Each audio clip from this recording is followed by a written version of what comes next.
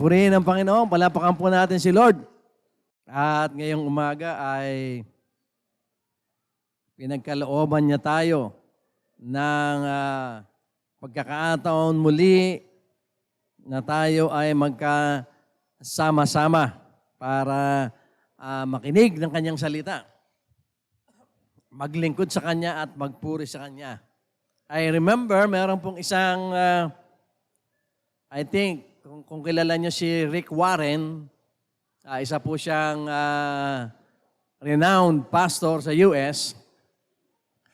At yung kanyang tatay, nung ang kanyang tatay ay nasa ospital na isang pastor din, nung ito po ay nag-humble hininga na, ang sinasabi pa ng tatay niya, one more soul, one more soul, one more soul sa kanyang deathbed. Ibig sabihin ay yung pagkakataon natin na malakas pa tayo mga kapatid, na mahaba pa ang ating buhay, ay gamitin na natin sa paglapit natin sa Panginoon dito sa lupa para madagdagan ang pagkakilala natin sa Kanya at madagdagan din ang madagdagan yung Kanyang mga rewards sa atin doon sa langit bukod pa sa ating kaligtasan sapagkat napakabuti po talaga ng ating Diyos. Sa umagang ito mga kapatid, ang papatuloy po tayo sa ating series na mga aral ng buhay at kamatayan ni Jesus. Lessons of the life and death of Jesus.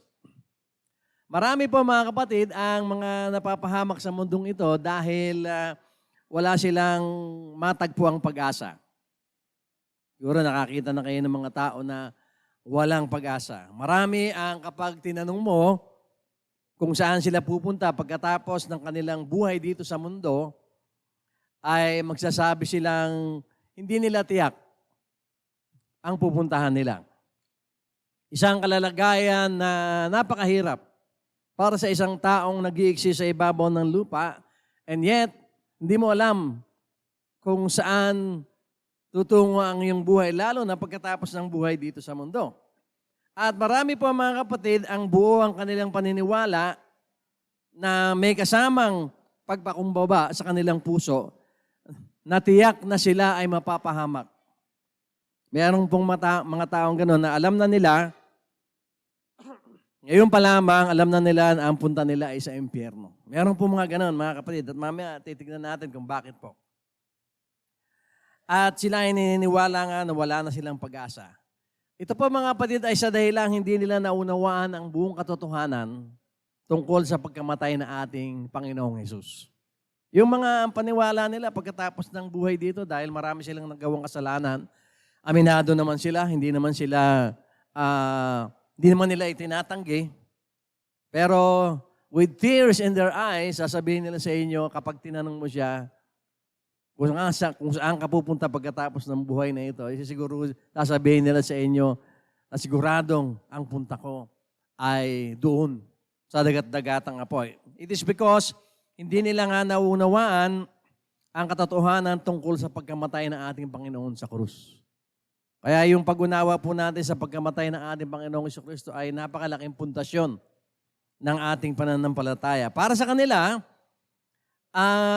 ay yung pagkamatay ng ating Panginoong Jesucristo ay isang kasaysayan lamang na hindi ka panipaniwala at lalo nang walang application sa buhay nila. Because they don't understand bakit merong isang Kristo na namatay doon sa krus. Katakataka mga kapatid na maraming makasalanan na nagsisisi at nalulungkot sa kanilang mga gawaing mali, pero hindi nila nakikita ang kahulugan ng pagkamatay ng Panginoon doon sa krus. Once again, hindi nila alam kung bakit namatay sa krus ang Panginoon, hindi nila alam ang application nito at wala silang malay sa kapangyarihan ng kamatayan ng ating Panginoong Hesus. For all we know, marami pong naniniwala na kapag kakamatayan ang nangyari, katapusan na yan. Wala ka ng pag-asa. At kaya nga ang tao ay takot pong mamatay. But hindi nila naunawaan na ang pagkamatay ng ating Panginoong Jesucristo ay isang dakilang pagkamatay. Ito ay pagkamatay na makahulugan. At ang pagkamatay ng ating Panginoong Jesucristo ay meron pong application sa buhay nating lahat. So ano nga ba ang kahalagahan ng kamatayan ng ating Panginoong Hesus? Yan po ang ating tanong ngayong umaga. Ano nga ba ang kahalagahan ng kamatayan ng Panginoong Hesus sa ating buhay na tila walang pag-asa o sa buhay ng marami na tila walang pag-asa? Kung hindi man naniniwala ang marami na maliligtas sila, ay hindi rin sila naniniwala na mayroong dapat na mamatay para sa kanilang katapusan. At marami hindi po ito maintindihan. Yung ako ang may kasalanan, may magbabayad para sa akin, parang ano lang yan, parang kwentong barbero kasi parang walang katotohanan. It's impossible. Kaya nga yung kanta natin kanina na ang sabi, all things are possible, doon natin makikita na kahit ang kamatayan ng ating Panginoong Hesus, mga kapatid, ay naging makahulugan. Kasi nga sa diksyonaryo ng sanlibutan, pag namatay ka, that's the end of it. That's the end of everything. Pero dahil ang Diyos natin ay mga pangyarihan at sa Kanya ay walang imposible, ay hindi ganon ang kahulugan ng Kanyang kamatayan. Ang kamatayan ng ating Panginoong Hesus ay hindi walang saysay. At sa katotohanan lamang bilang mga Kristiyano, dapat lagi itong nasa isip at puso natin that Jesus died for us. And He died for us for a great reason. May dakilang dahilan kung bakit namatay ang Panginoong Hesus para sa atin. So ngayong umaga, mga kapatid, ay titignan po natin ang mga malalim pang kadahilanan o ibig sabihin ng pagkamatay ng ating Panginoong Jesucristo para yung appreciation natin sa Kanyang kamatayan ay lalo nang lumawak pa. Pag narinig natin yung kamatayan ng ating Panginoong Jesucristo, ang papasok agad sa ating damdamin ay kapayapaan at kapanatagan. Dahil alam natin ang layunin ng pagkamatay ng ating Panginoong Jesucristo.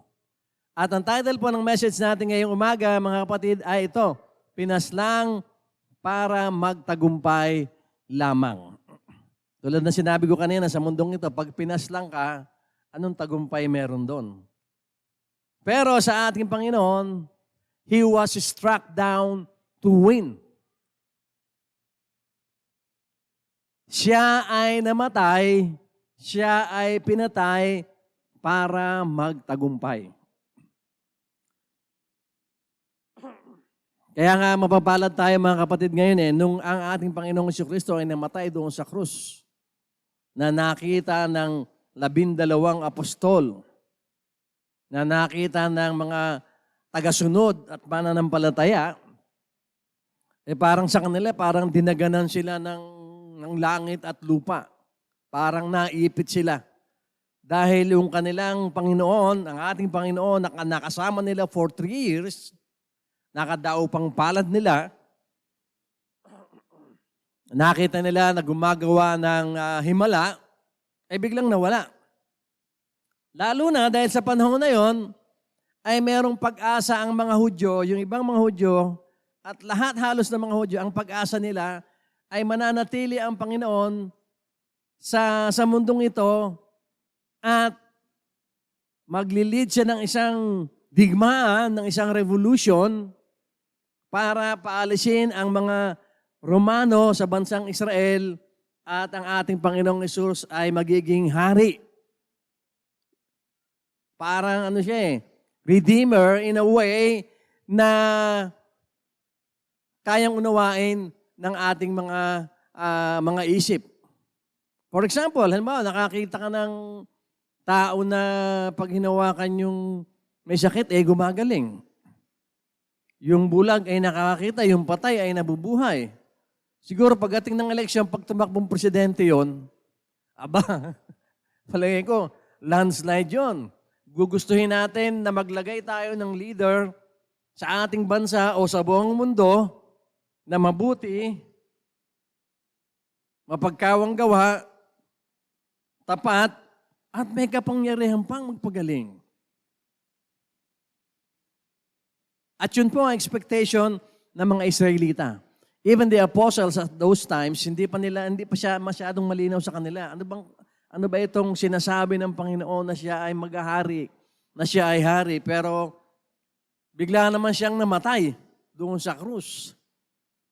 At ang mabigat pa nito, yung leader mo na makapangyarihan, kayang magpagaling ng may sakit at bumuhay ng patay, ay nung pinako sa krus, ni hindi makababa sa krus. Hinahamon nga siya ng kanyang mga kababayang Hudyo na nagpapako sa kanya sa krus.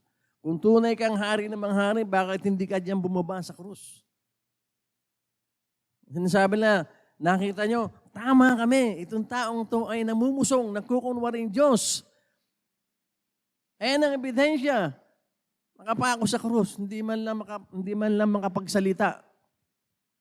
Kung nagsalita pa ang ating Panginoong Hesus, anong salita niya? Patawarin niyo sila, O Ama, dahil hindi nila nalalaman ang kanilang ginagawa. So, frustrated po ang mga Israelita noon. Para sa kanila, katapusan na.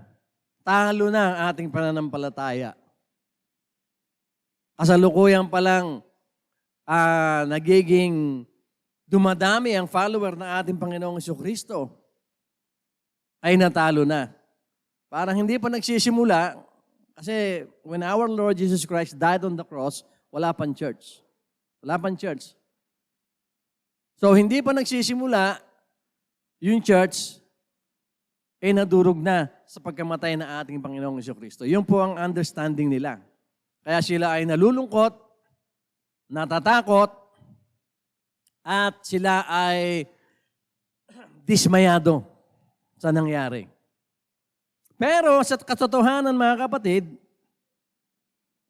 alam na natin ngayon at papalad tayo, alam na natin, we know that our Lord was struck down to win.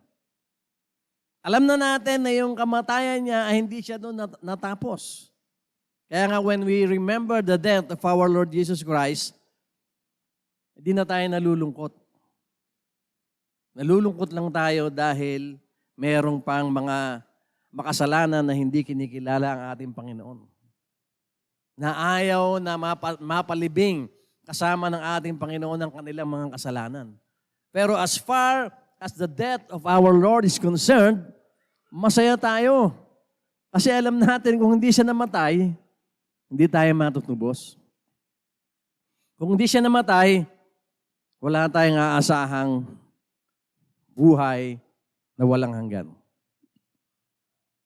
Kung hindi siya namatay, ay wala tayong kinabukasan. So para sa atin ngayon, pag nababanggit yung kamatayan ng ating Panginoong Jesucristo, it's something to celebrate about. It is not something to mourn about. Kaya yung dating tradisyon po natin na kapag yung tinatawag na mahal na araw, pag Biyernes Santo, kailangan lahat tayo mukhang Biyernes Santo. Hatandaan niyo po ba yun? I remember nang pagka Biyernes Santo, bawal maglaro ang bata. Bawal maligo. Sa amin po, bawal ka maligo pagka Biyernes Santo. Kasi you're supposed to mourn. Dapat malungkot ka. Kasi patay ang Diyos. The only thing that we didn't know then ay minsan lang palang mamatay ang ating Panginoon at pagkatapos noon ay nabuhay na siya maguli. And that's it. Kaya when we remember the death of our Lord Jesus Christ, meron na tayo ngayong kasayahan. Hindi natin naranasan yung naranasan ng mga apostol na nung namatay ang Panginoong Jesucristo, ganun na lamang ang takot nila. To the point na pumunta sila sa isang bulwagan na kagaya nito. Halimbawa, sinara ang mga pinto, sinara ang mga bintana. Dahil ang iniisip nila, Dahil patay na ang ating Panginoong Jesucristo, hindi malayo na mamaya-maya may kakatok na sa ating pinto at huhulihin tayong lahat. Ganon ang nararamdaman nila. But as far as we are concerned, sa panahon ngayon, mapalad tayo dahil alam na natin na ang pagkamatay ng ating Panginoong Jesucristo ay para sa tagumpay natin. At kaya nga, sa ating buhay bilang mga Kristiyano, ay tinuturoan din tayo how to die to ourselves. Not physically, but to die to things that we should die to para tayo ay magbago. Yung pride natin, patayin na natin yan. Di ba? Yung takot natin, patayin na natin yan. Yung pagmamalaki natin, patayin na natin yan. Yung pagsamba natin sa pera, patayin na natin yan. Yung pagsamba natin sa Diyos-Diyosan, patayin na natin yan. Yung kawalan natin ng awa sa kapwa, patayin na natin yan. Palitan na natin yan ng awa sa ating kapwa. So tayo bilang mga Kristiyano ay habang nabubuhay tayo, ay namamatay din tayo ng maraming ulit as we mature in our faith. For example, mga kapatid, ano ba sa iyo yung namatay na simula naging mananampalataya ka? Siguro masasabi mo, si Daning Lasengo, patay na.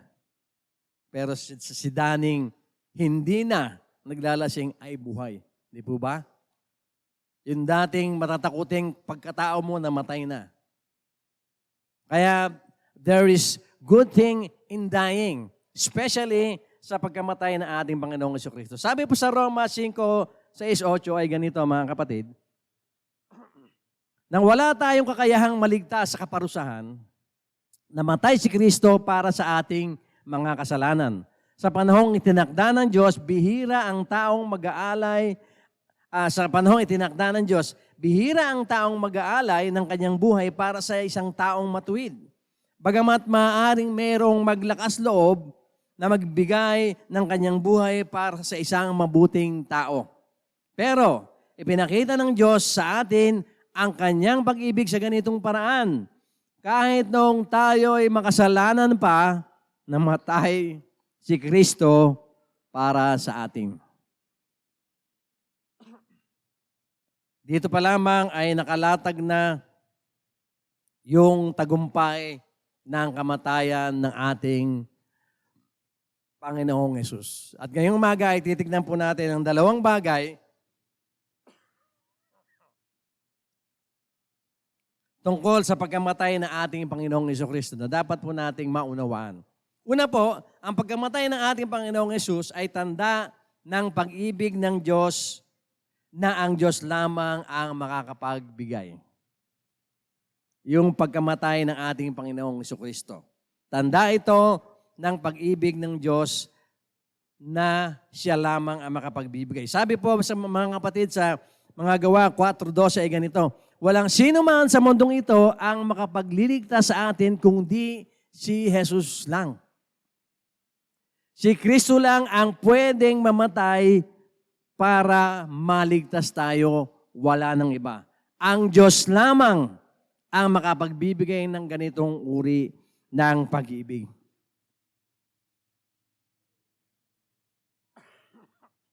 Ito pa, mga kapatid, ay uri ng pag-ibig ng Panginoon na hindi matatagpuan saan man. Sabi nga po sa Roma 5:8, pero pinakita ng Diyos sa atin ang kanyang pag-ibig sa ganitong paraan, kahit noong tayo'y makasalanan pa, namatay si Kristo para sa atin. Para sa ating mga tao, napakahirap po nito. Yung to die to ourselves para magpatawad ng mga taong nakagawa ng mali sa atin. Napakahirap pong gawin ito. Commonly, kapag ang isang tao ay masama, ay hindi na natin pinagtsatsagaan. Hindi po ba? Pero tignan mo yung katabi mo. Tignan natin ang ating sarili. Tayo ay mga masasama At noong kinakalaban natin ang ating Diyos, nung tayo ay makasalanan pa at wala pa tayo sa Panginoon, namatay na si Kristo para sa atin. Kaya nga napakalaki po ng utang na loob natin sa Diyos. At dapat lamang sana ang buong buhay natin ay dapat nating i-dedicate sa Panginoon. Not necessarily na magiging pastor ka, kundi mabuhay ka na may kabanalan, whatever you are doing.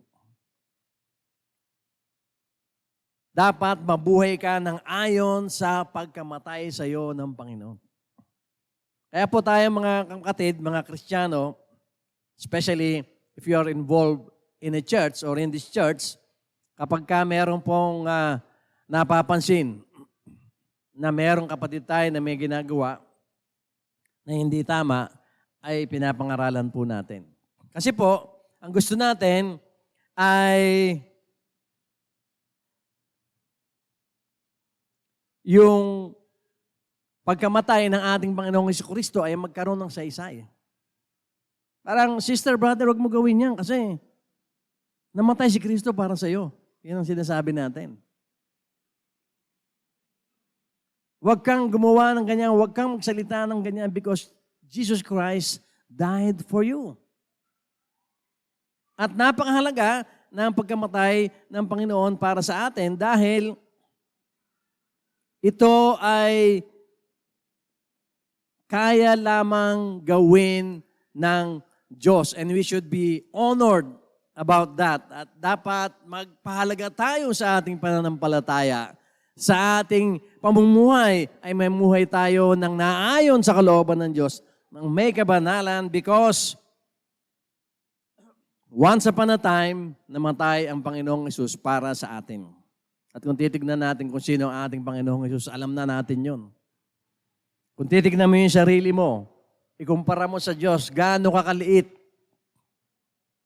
Pero namatay siya para sa iyo. So dapat mamangha ka, grabe kayo Lord, namatay kayo para sa akin. Sa isang katulad ko na walang kwentang tao. Yet you died for me. Dapat ang sabihin natin sa Panginoon, Lord, anong gusto mong gawin? Gagawin ko. Pag sinabi ni Lord, lumundag ka, ang tanong mo, Lord, ilang beses ako lulundag? Di ba? Pag sinabi ni Lord na baguhin mo itong ganitong ugali mo, Lord, babaguhin ko kasi napakalaki ng utang na loob namin sa iyo, ng utang na loob po sa iyo.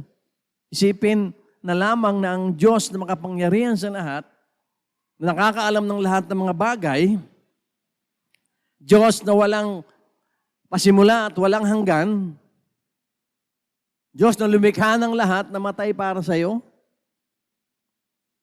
we should feel guilty kapag tayo po ay gumagawa ng pagkakamali. Of course, we are not perfect. Pero dapat ito yung maging pundasyon din ng ating pamumuhay. How should I live as a Christian if Jesus died for me? Ano yung gusto niya ang pamumuhay ko? At yun ang gagawin ko. Dahil napakalaki ng utang na loob mo sa Kanya.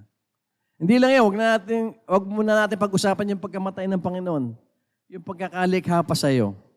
Nilikha ka niya, kinalaban mo pa siya, nagkasala ka pa, tapos tinubos ka pa niya.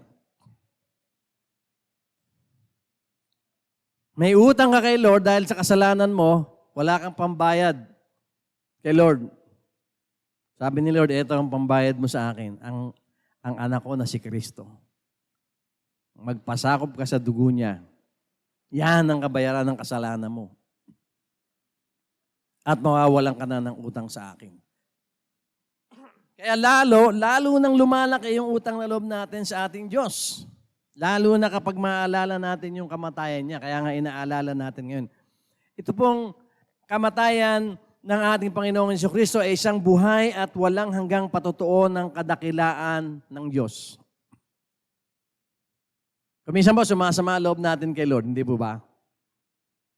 Meron tayong gusto, hindi nangyari. Medyo nagtatampo tayo kay Lord. Kasi mahina po tayo. Pero kung isipin natin, ba tayo magtatampo kay Lord? Kung hindi sa Kanya, wala tayo ngayon. Kung hindi sa Kanya, kung hindi siya namatay sa krus, wala tayong pag-asang hinaharap. At ang ating Panginoon, ang kaisa-isa na napatala sa kasaysayan ng mundo na mayroong dakilang pag-ibig at kadakilaan to the point na siya ay namatay para sa atin. So tandaan po natin yan, mga kapatid.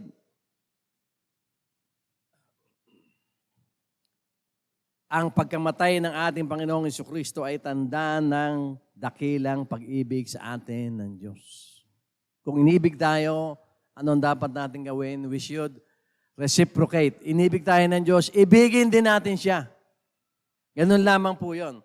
Pangalawang dahilan kung bakit dapat natin ma-appreciate ang pagkamatay ng ating Panginoon ay ang pagkamatay ng Panginoon ay para sa mga makasalanan. Siguro sasabihin natin, what's the big deal, Pastor? Alam na namin yan, na ang pagkamatay ng Panginoon ay para sa mga makasalanan. Dahil ako ay makasalanan din. Namatay ang Panginoon para sa akin, so ligtas na ako ngayon. Pero tignan po natin yung verse na binigay sa atin kanina, babasahin natin. Titignan natin kung paanong pinapakita sa atin dito yung kahalagahan ng pagkamatay ng Panginoon para sa mga makasalanan. Tignan po natin sa Roma 5, 7, 8, ang sabi ay ganito. Bihira ang taong mag-aalay ng kanyang buhay para sa isang taong matuwid. Bagamat maaaring mayroong maglakas ng loob na ibigay ang kanyang buhay para sa isang mabuting tao.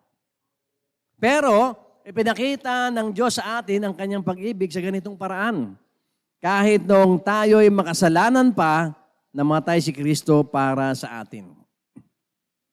Tingnan po natin yung mensahe nito na gusto ng Panginoon na ma-appreciate natin para bumaon sa puso natin.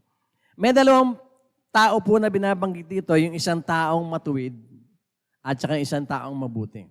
Sabi rito, doon sa isang taong matuwid, baka sakaling merong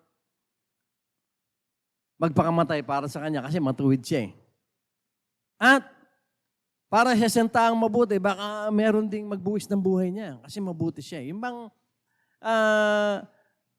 Yung isang tao na gusto mong gawa ng mabuti rin dahil siya ay matuwid o siya ay mabuti. Ano ba ang kaibahan ng taong matuwid sa mabuti? Yung taong matuwid po ay yung taong commonly naririnig natin. Basta ako, hindi ako nangagrabyado ng iba. Ginagawa ko ang dapat kong gawin. Hindi ako nang i-istorbo ng iba. Mabuti akong mamamayan. I pay my taxes. Hindi ako lumalabag sa batas. Yun po yung matuwid na tao. Pero, yung ganong matutuwid na tao ay admirable sila, mga kapatid. Yung hindi nakikisama sa lipunan pero matuwid. Kapitbahay mo siya pero wala kang maririnig sa kanya na ikasisira mo. At hindi siya nakakaperwisyo. Ito yung mga taong matuwid na malinis ang bakuran, malinis ang harapan ng bahay, sumusunod sa mga regulasyon ng gobyerno, matuwid na tao talaga. Kaya yung mga ganun tao, maaring merong magbuwis ng buhay para sa kanila kasi matuwid na tao yun. Pero ano naman po yung mabuting tao? Ang mabuting tao ay kombinasyon po ng matuwid na tao na nag-reach out pa sa mga tao sa paligid niya. Yung matuwid na tao, matuwid ang ginagawa, but he doesn't reach out to the people around him.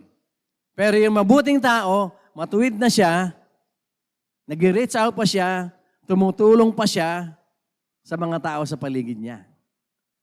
Siguro kung may kilala kayong ganon na pag nakita niyong yung mabuting tao na yun, sasaktan, pagtatanggol mo. Kasi parang pangit naman, napakabuti niyang tao, hindi mo pa ipagtatanggol. Yun po ay sa standard nating mga tao. Pero ang ating Panginoong Yesus, mga kapatid,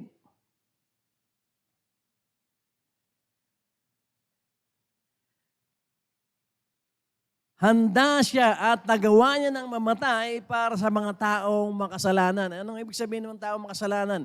Hindi matuwid, makasalanan nga eh. Hindi mabuti dahil makasalanan. Pagka yung taong isang makasalanan ay napahamak, malamang walang tumulong dyan. Hindi po ba? Ay, yan mo siya, mabuti nga. Mabawas-bawasan tayo ng sakit ng ulo kasi yung tao na yan, sabi nga natin, yung word natin, walang hiya yan. Di ba? I remember this, ako po ay about 17 years old. Ako po ay nakatira sa chapel. Kami po ay caretaker ng isang chapel dyan po sa Makati. Bukod pa po ito sa naging church ko dito sa may JP Rizal. At meron po kami mga kapitbahay doon. Na minsan nakita ko yung isang kapitbahay namin na medyo, siguro may i-consider natin na masamang tao. Kasi marami siyang kaaway. At magulo talaga siyang tao sa community. And then one day, paglabas ko rin sa bakuran ng chapel, nakita ko, duguan ng mukha niya, dumudugong ganon. Tapos yung kapitbahay namin ng mga Kabitenyo, lumapit siya ron, umiiyak siya. Naka-shorts lang siya, wala siyang t-shirt, yung dugo, umaagos sa mukha niya, sa katawan niya kasi pinukpok siya eh. Tulungan niyo po ako, sabi dun sa kapitbahay namin. Tulungan niyo po ako. Alam niyo yung mga kapitbahay namin na nakatayo dun sa bakuran nila, nagpasukan ng bahay.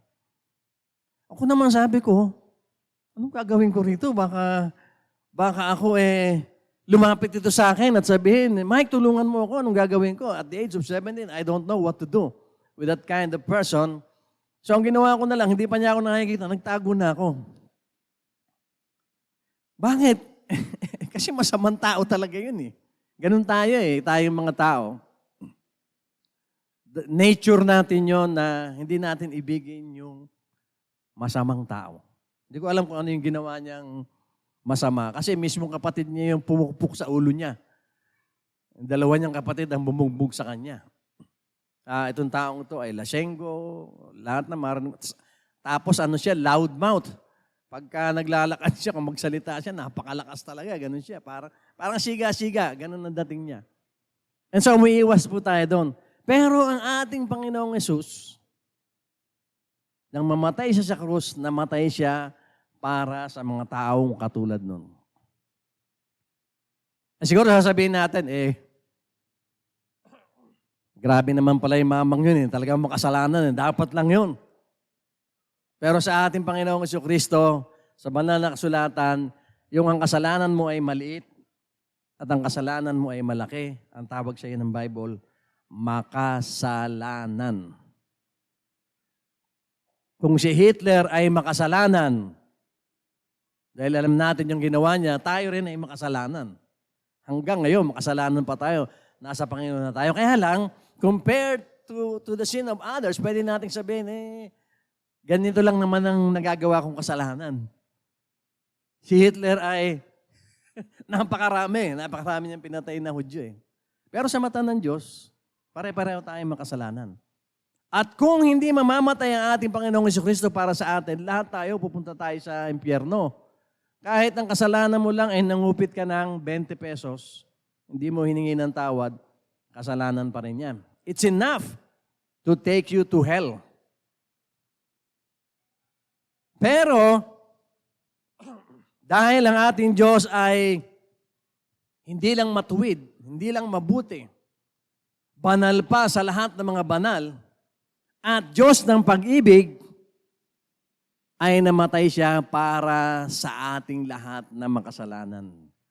Including those who have committed tiny sins and those who have committed great sins.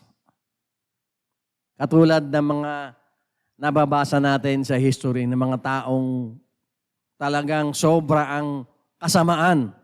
But Jesus died for them. Kung halimbawa ang si Hitler, hindi natin alam, baka na-born again yun. Sabi, mga kasama natin sa langit yun. Sabihin mo siguro, bakit ka nandito, Hitler? Naging born again na ako eh. Pinatawad na ako ng Lord eh. Tinubos na ni Lord yung kasalanan ko eh. Ang dami mong pinatay na Hudyo, milyon-milyon. Oo nga, pero pinatawad na ako ni Lord eh. Tapos sabihin mo, Lord, bakit nandito to si Hitler? Sabihin siya ni Lord, oy, pareho lang kayo makasalanan. Pero magandang balita mga kapatid, if you read the Bible, you will realize and you will understand na pagdating doon sa langit, iba-iba rin ang kalalagayan natin. Depende sa ginawa natin para sa ating Panginoon. Huwag kayong mag-alala. Hindi, kasi God is a God of justice as He is a God of love. And He is love. Kung ang kasalanan mo ay 0.1 lang at si Hitler ay 0.99, iba ang kalalagyan ni Hitler doon sa langit, iba yung kalalagyan mo. Halimbawa na lang, kung sabihin natin na ang pumunta tayo sa langit ay bibigyan tayo ni Lord ng mga mansyon as our rewards. Halimbawa na lang, ano po? Kung konti ang nagawa mong kabutihan kay Lord, baka nasa kubo ka nakatira. Kaya lang ang bangketa, ginto pa rin. Kasi sa langit yun eh. Ngayon, kung marami kang nagawa kay Lord, may mansion ka ron. In the same token, the Bible says, pag mas marami kang ginawang kasalanan, pagdating doon sa dagat-dagatang apoy, meron doon exclusive na pinakamainit na lugar. For those who have done great sins. Because our God is a God of justice. Pero, dahil sa kanyang pagkamatay, maliit man o malaki yung mga kasalanan mo, you will be taken to heaven. Kaya lang, magkakaiba ay tayo ng treatment. It could be possible na, natandaan ko yung kwento ng anong oras na ba? Nung driver ng taxi at saka yung pastor nakasakay sa taxi. Na-aksidente po yung taxi. Namatay sila pareho. Pero pagdating sa langit, nagulat yung pastor. Kasi mas maganda yung pinaglagyan doon sa driver kaysa sa kanya. Pero pareho silang nasa langit. Kasi nga, maraming ginawang mabuti yung driver kaysa sa kanya. Kahit siya ay pastor. It could be possible. Ako napanood yung pelikulang Left Behind. Yung isang bata, hinahanap niya yung nanay niya kasi nakita niya sa kama, nakita niya yung kwintas, yung damit, pero wala yung nanay niya, pumunta siya sa chapel kasi nag-rapture na eh. Lahat na sa Panginoon, kinuha na eh. Maiiwan yung damit mo, kukunin ka. Nung pumunta siya sa chapel, to her surprise, nakita niya yung pastor nandun. Nandun sa chapel, na left behind. Pero lahat ng member niya, nandun na sa langit, kinuha na ng Panginoon. Sabi ng pastor kasi, hindi ako naniniwala sa mga tinuturo ko. Na-realize niya na yun. At meron pa siyang pag-asa. Kasi after the rapture ay meron pang panahon para yung mga hindi naniniwala sa ating Diyos ay maniwala at sumunod pa. Nagbibigay pa ng panahon ng Panginoon. Pero, the point is, mga kapatid, ang ating Diyos, ang napakaganda sa Kanya, He is willing to die for the sinners. Sino po ang naalala niyong tao na napakasama sa inyong buhay? Maaaring meron kayong naging kapitbahay na drug lord, lord ng kung ano-ano. Siguro, yun masasabi na natin, merong gambling lord, ano pa ba? Drug lord, gangster, lahat na nakita natin na masamang tao. Maaaring naging biktima ka pa nila once upon a time. And yung pagkumuhi mo sa kanila ay hindi pa nawawala hanggang ngayon. Kapatid, it's about time that you release them to God. Lord, itong taong to may nagawa sa akin masama ito. Maaaring hindi ko na siya nakikita ngayon. Pero pinapatawad ko na po siya. Kasi, lahat tayo ay makasalanan. at ang ating Diyos ay namatay sa atin. Kaya po nagiging dakila yung pagkamatay ng ating Panginoong Hesus. Kasi namatay siya para sa mga makasalanan. Namatay siya para sa atin. Lahat kasi naman tayo makasalanan. Iba-iba lang ang level. Pero mabuti na lang kung hindi namatay ang Panginoon para sa mga kasalanan, wala na tayong pag-asa pa.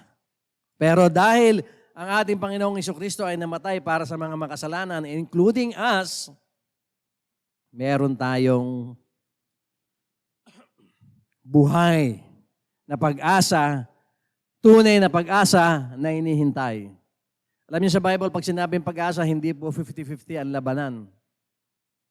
When it comes to salvation, pag sinabing pangako sa atin, may pag-asa tayo sa pangakong yon, sigurado yon. If we have accepted Jesus Christ as our Lord and Savior, sigurado yon. Yun yung pag-asa. Biblical hope. Hindi tsamba.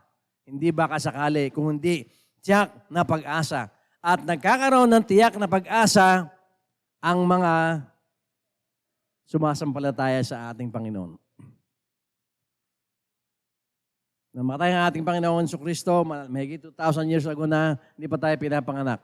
Paano tayo nasama doon sa pagkatubos? Kasi po, yung pagkamatay ng ating Panginoong Jesucristo ay may kapangyarihan hanggang sa katapusan ng sanlibutan. Pag nanampalataya ka sa Kanya, it's as good as you died together with Jesus.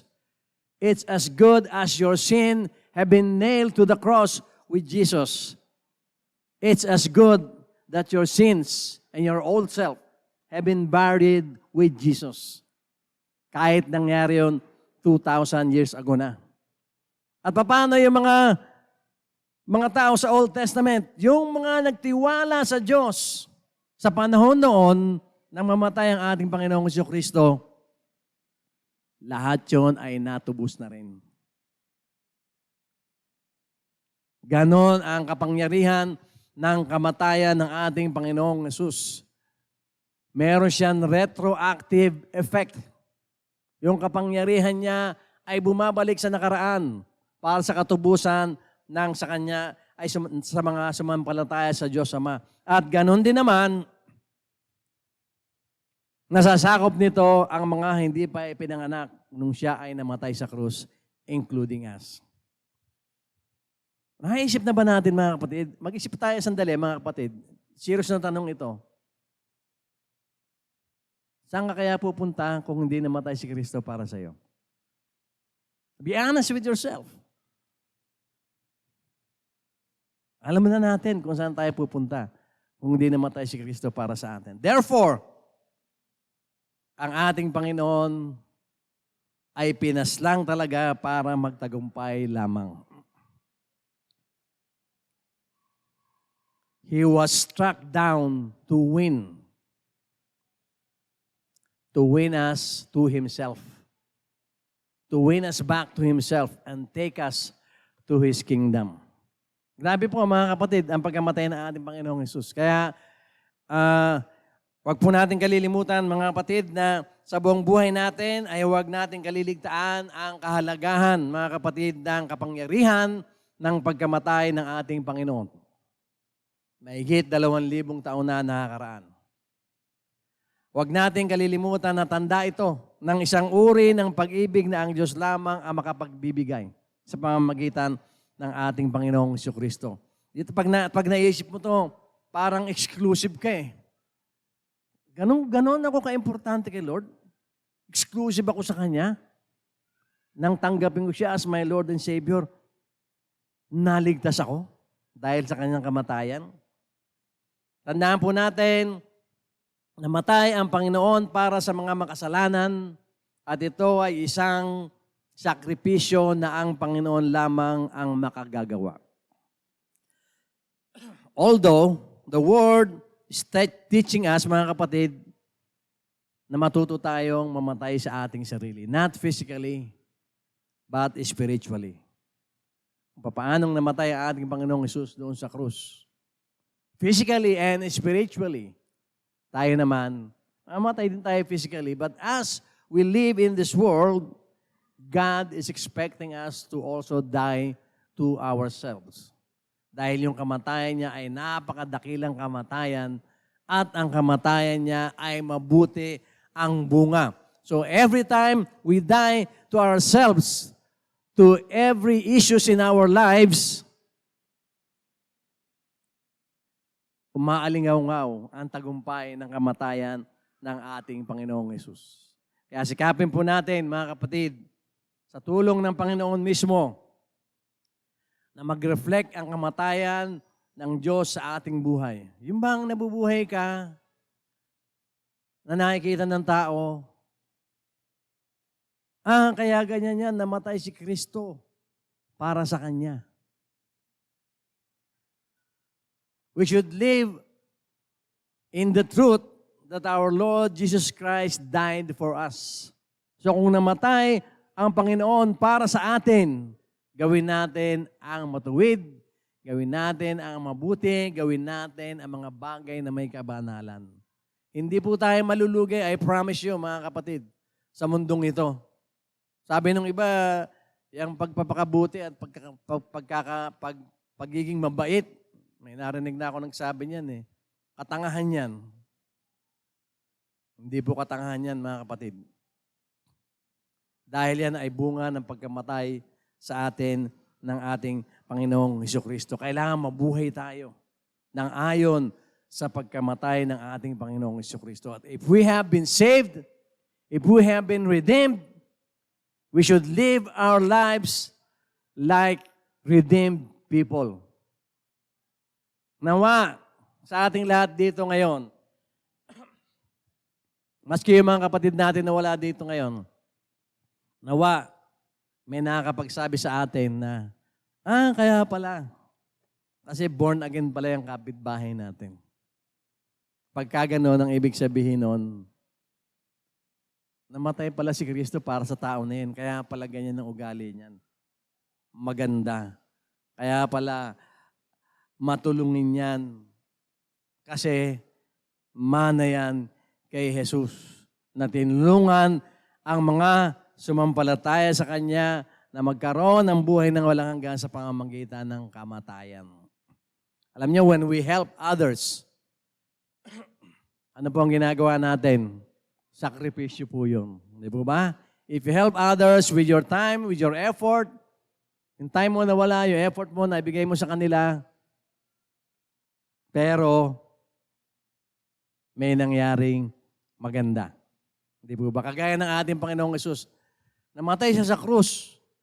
Bago pa siya mamatay, pinahirapan na siya. Tapos nung namatay siya, it's not for nothing. It's for the victory of the world against sin. Amen? Purihin po ang Panginoon, mga kapatid. Palapakan po natin ang ating Panginoon.